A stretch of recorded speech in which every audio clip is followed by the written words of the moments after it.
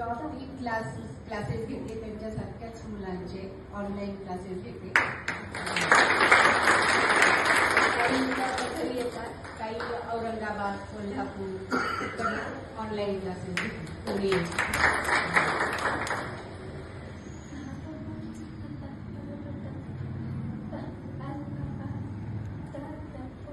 तुम्हाला मुलं झाली आहे, ती कर्णबधिर आहे, त्याचा तुम्ही त्रास वाटून घेऊ नका. तुम्ही त्यांच्या पाठीशी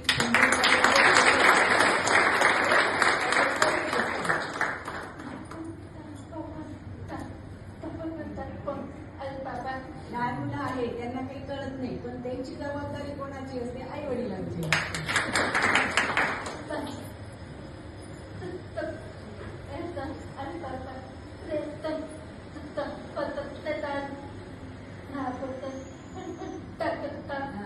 शिक्षक आपल्याला मदत करतात, ते मार्ग दाखवतात आपल्याला.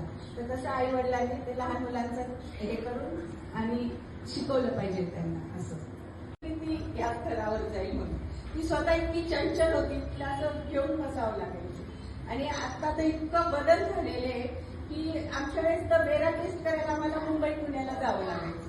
बेरा टेस्टसाठी मुंबई पुणा, मग तिथून येऊन मग ते पॉकेट मशीन होते. आता बीटी आला, आता कॉन्ट्रेर इम्प्लांट आलं. आपले पहिले सर हे तिथे वैद्य सर होते, त्यांच्याकडे स्पीच थेरपिस्ट लावलं.